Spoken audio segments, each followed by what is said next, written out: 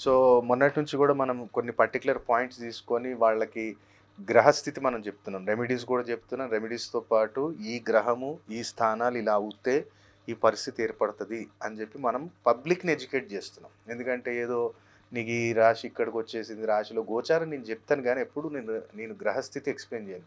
ఇవాళ నేను ఎక్స్‌ప్లెయిన్ జేయటానికి కారణం ఏంటంటే మీ దగ్గర డేట్ ఆఫ్ బర్త్ ఇప్పుడు మన వీడియోస్ జూసి భవిష్యక్రియ అయ్యి చాలామంది వస్తున్నారు. ఇప్పుడు అపాయింట్‌మెంట్ తీసుకొనొచ్చినప్పుడు పాపం ఎంత మంచిగా ఆహ్, లగ్నము మీన లగ్నం, ధనుర్లగ్నం అయింది. గురుమహాదశ బ్రహ్మాండంగా జరుగుతుంది. గురువు మంచి కేంద్ర స్థానంలో ఉన్నాడు. మిత్రుడి యొక్క కుజుడి యొక్క దృష్టి ఉంది. అయినా సరే గాని వీళ్ళు ప్రొఫెషన్‌లో ఎలాంటి డెవలప్‌మెంట్ లేదు. ఇప్పటికీ సఫర్ అవుతున్నారు. మానసికంగా వాళ్ళ నాన్న నుంచి గాని, తాత నుంచి వచ్చే ప్రాపర్టీ వస్తలేదు. కోర్ట్ కేసెస్ అయిపోయినాయి. ఎందుకు? వీళ్ళుంటున్న డైరెక్షన్ సౌత్ అయిపోయింది. ఆ డైరెక్షన్ సౌత్‌లో ఉండటం వల్ల వీడి మీద లేనిపోని నిందలు రావటం, లేనిపోని యొక్క వ్యాధులు రావటం ఇవన్నీ జరుగుతున్నాయి. సో, మనం ఏం చేసాం సింపుల్‌గా ప్లేస్ చేంజ్ చేయండి సార్. రెంట్ హౌసే కదా! చేంజ్ అయిపోండి. నువ్వు కరెక్ట్ నార్త్ ఫేస్‌లో ఉండు. తప్పకుండా నీకు ఆ రిజల్ట్ ఎట్లుంటదో మీరు చేంజ్ అయిన తర్వాత 21 డేస్ నుంచే తెలుస్తదని చెప్పాను. వాళ్ళు ఆటోమేటిక్ ఇప్పుడొచ్చి మన దగ్గర 3 మంత్స్ బ్యాక్ వచ్చారు వాళ్ళు. మన పాత వీడియోస్‌లో కూడా మనం చెప్పాం కదా! ఇలాంటి కాన్సెప్ట్.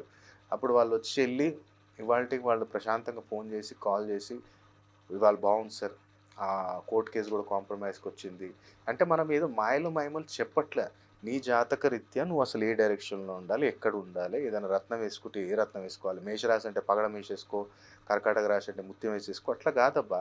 నువ్వు చెప్పే సమస్యను బట్టి ఆ యొక్క రత్నధారణ చేసి దాని యొక్క సంబంధించిన నియమాలు పాటిస్తే అప్పుడు నీకు ఏదైనా రిజల్ట్ ఉంటుంది తప్ప ఏదో నక్షత్రం నాది అశ్విని నక్షత్రం నేను వైడూర్యం వేసుకుంటా, హస్త నక్షత్రం ముత్యం వేసుకుంటా అంటే కాదు.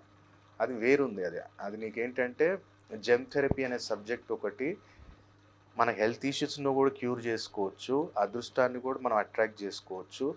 ఆపోజిట్ సెక్స్ అంటే ఆపోజిట్ మేలా, ఫీమేలా వాళ్ళని కూడా మనం అట్రాక్ట్ చేసుకోవచ్చు. ప్రతీది కూడా రత్నంలో ఉంది. కానీ మీకేంటంటే కరెక్ట్ అడ్వైస్ ఇచ్చేవాళ్ళు లేరు.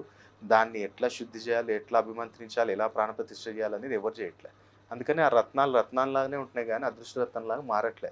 రూ. 1,00,000 పెడితేనే రత్నం పనిచేస్తదా అంటే కాదు. నేను 5,000లో కూడా రత్నం పెట్టి నేను సక్సెస్ చేసి చూపిస్తా రా నీకు దమ్ముంటే. ఎవరు ఇయాల నాకు దగ్గరికొచ్చి అడుగుతారు. ఇది 5,000 పెట్టుకుంటే పని చేస్తదా? ఆయన అన్నాడు రూ. 1,00,000 ఎవడు చెప్పిండు భయ్? నీకు కరెక్ట్ డెడికేషన్ ఉంది.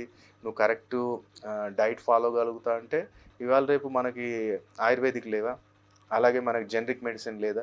జనరిక్ మెడిసిన్ యేసుకుంటే కూడా మనకి తక్కువవుతది. కానీ దాని పబ్లిసిటీ ఎక్కడుంది? లేదా. నా కాస్ట్‌లీ మెడిసిన్‌దే పబ్లిసిటీ చేస్తుర్రు. మీకు అదే 10 సార్లు చూపిస్తుర్రు కాబట్టి మీరు దానికే పోతుర్రు. జనరిక్‌కి పోతలేరు. ఎందుకు జనరిక్‌లో పొటెన్షియల్ లేదా? కాబట్టి తెలుసుకోండి మీరు రత్నాలలో కూడా లక్షలు, 2,00,000 అంటే ఇప్పుడు సెలబ్రిటీస్ ఉన్నారు, పొలిటీషియన్స్ ఉన్నారు. వాళ్ళేందంటే స్టేటస్ చూయించుకోవటానికి పెట్టుకుంటారు. కాస్ట్‌లీది పెట్టుకున్నా నేను 10,00,000ది పెట్టుకున్నా, 20,00,000ది పెట్టుకున్నా. నువ్వు 5,000ది పెట్టుకున్నా గురువు అభిమంత్రించేది 10,00,000ది అట్లనే అభిమంత్రిస్తాడు. 5,000ది అట్లనే అభిమంత్రిస్తాడు. మీరు అర్థం చేసుకోవాలి. గురువు దగ్గర పెద్ద, చిన్న అనేది ఏముండదు. గురువు దృష్టిలో అందరూ ఒకటే. కానీ గురువు ఎవరికి ఏది ఇవ్వాలో అదే ఇస్తాడు. ఇప్పుడు గురువు ఇబ్బందిలో ఉన్నాడు, శిష్యుడు ఇబ్బందిలో ఉన్నాడని తెలిసినప్పుడు పోయి రూ. 1,00,000 అప్పు తీసుకోదా అని చెప్పేటోడు గురువా?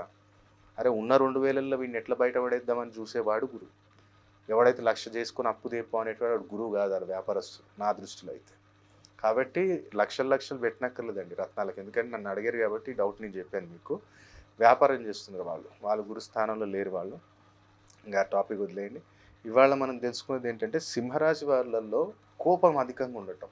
కోపం అనేది షార్ట్ టెంపర్ వీళ్ళు చాలా ఉంటారు.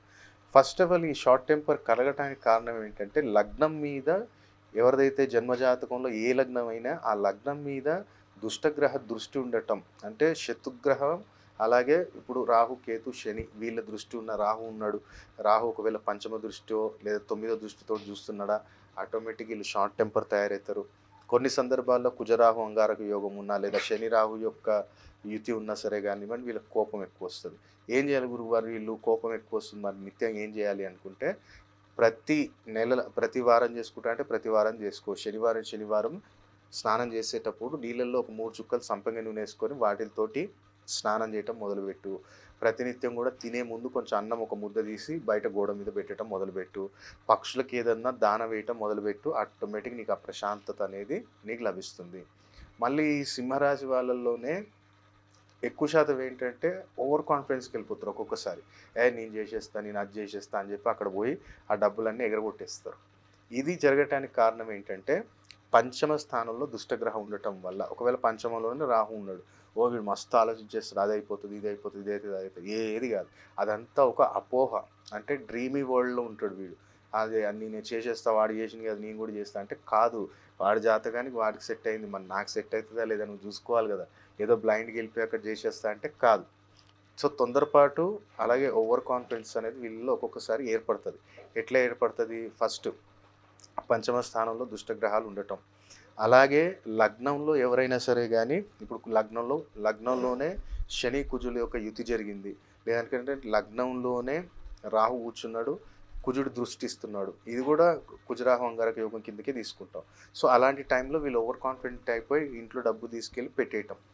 అలాగే కొన్ని సందర్భాల్లో ఏమవుతుందంటే నాలుగో ఇల్లు కూడా నెగిటివ్ హౌస్‌లో ఉండటం వల్ల ఈ ఇంట్లో డబ్బు అంతా తీసుకుపోయి ఎక్కడో అక్కడ ఓవర్ కాన్ఫిడెన్స్‌లో పోగొట్టేయటం. నేను చాలామందిని చూసా పిల్లల్ని స్టాక్ మార్కెట్‌లో పెట్టేయటము, ఫ్రెండ్స్ తోటి పెట్టేయటము, మొత్తం లాస్ చేసేయటం ఇట్లాంటి ఎంతోమందిని చూసా. మరి ఏం చేయాలి గురువుగారు? ఇలాంటి తొందరపాటు ఉండొద్దు. ఇలాంటి ఫైనాన్షియల్ డిసిజన్స్ ఏది తీసుకున్నా సరే గానీ మనకది లాంగ్ టర్మ్ ఉండాలే. వాళ్ళకి కూడా తొందరపాటు ఉండొద్దు అంటే ప్రతినిత్యం కూడా శివయ్యకి ఏం చేయంటే పాలల్లో కొన్ని అక్షంతలు వేసి సోమవారం అభిషేకం చేస్తుండు. అక్కడ పర్టిక్యులర్ ఏంటంటే ఆరెంజ్ కలర్ జిలేబీ అక్కడ ఆఫర్ చేయి. ఆరెంజ్ కలర్ జిలేబీ అక్కడ నైవేద్యం పెట్టి అక్కడ భక్తులకు పంచడం మొదలుపెట్టు. అలాగే ఈ వ్యక్తికి ఈ పర్సన్‌కి ఏంటంటే పర్టిక్యులర్ గ్రీన్ టీ ఒకటి అలవాటు చేసేయండి. కుదిరితే మీ ఇంట్లోనే పెట్టండి. రెడీమేడ్ తీసుకురాకుండా మంచి డికాషన్ పెట్టి ఆ డికాషన్‌లో కొంచెం తేనె, కొంచెం బెల్లము దాంట్లో అలాగే కొంచెం నిమ్మకాయ వేసి అది ప్రిపేర్ చేసి తాగిపీయటం మొదలుపెట్టండి. ఫస్ట్ లేవంగానే అది తాగిపియండి. ఆటోమేటిక్ ఓవర్ కాన్ఫిడెన్స్ అనేది తగ్గిపోతుంది. సో, ఆటోమేటిక్ ఫోకస్ చేయటం స్టార్ట్ చేస్తాడు. కాబట్టి సింహరాశి వారికి 3 టాపిక్స్ అనే కాదు ఇంకా ఎన్నో ఉంటాయి. కానీ అవి మనం డిస్కషన్ చేస్తే ఒక 1 అవర్ పైనే వీడియో అయిపోతది. కాబట్టి ఎవరైనా సరే గానీ ఈ 2025లో అదృష్టవంతులుగా మారాలి అనుకుంటే మాత్రం మీ డేట్ ఆఫ్ బర్త్ టైమ్ ఉంటే తీసుకొని ఒక మంచి ఎక్స్‌పర్ట్‌ని కలవండి. అప్పుడు మీకు లైఫ్ టైమ్ రెమెడీస్ చెప్తారు. ఒక పర్టిక్యులర్ డైరెక్షన్స్, కలర్స్ ఇవన్నీ కూడా మీరు ఫాలో అయ్యారా? మంచి మంచోళ్ళు ఫాలో అవుతారు. ఎందుకు? ఇప్పుడు కేకేఆర్ టీమ్ ఉంది. కేకేఆర్ కోల్‌కత్తా నైట్ రైడర్స్ అని ఉంది. వాళ్ళు ఫస్ట్‌లో వచ్చినప్పుడు ఏంటిది బ్లాక్ అండ్ గోల్డ్ కలర్. ఇప్పుడు పర్పుల్ కలర్ ఎందుకు మార్చిర్రు వాళ్ళు? ఎవరో ఒకళ్ళు చెప్పారు వాళ్ళకి. ముంబై ఇండియన్స్ చూడండి, ఆస్ట్రేలియన్స్ చూడండి yellow colour Australia always winnowing. Chennai Chennai super Kings వాళ్ళది చూడండి డ్రెస్ కోడ్ యెల్లో. వాళ్ళు సక్సెస్ ఎన్ని సార్లు? అలాగే ముంబై ఇండియన్స్ కావచ్చు. అలాగే మనకి కంగారూస్ ఇట్లా కలర్స్ ప్రతి ఒక్కరు ఫాలో అవుతారండి. మీకు బయట ఎవడు చెప్పడు. ఎందుకంటే అందరికి తెలిసినాయి అనుకో నువ్వు కూడా సక్సెస్ అవుతావు. ఇప్పుడు ఎంఎస్ ధోనికి 7 నెంబర్ ఎందుకుంది ఆయన టీ షర్ట్ మీద? 7 ఎందుకుంది ఆయనకి? ఆయన డేట్ ఆఫ్ బర్త్‌కా 7 డిజిట్స్‌లో ఎంఎస్ ధోని అని పేరు ఎందుకు పెట్టిండు? నేమ్ కరెక్షన్ చేసుకుండు కదా! మహేందర్ సింగ్ ధోని అన్న దాని దగ్గర నుంచి ఎంఎస్ ధోని అని చేసుకుండు కదా! మళ్ళీ అందరూ ఫాలో అవుతారండి. మీరేంటంటే పబ్లిక్‌కి తెలవనియ్యరాళ్ళు. మేము ఫాలో అవుతున్నామంటే మేము చీప్ అయిపోతామో, లేదంటే వాళ్ళ అదృష్టవంతులు మారుతారో వాళ్ళ దగ్గరికెళ్ళిపోయి తెలియనియ్యరు అంతే.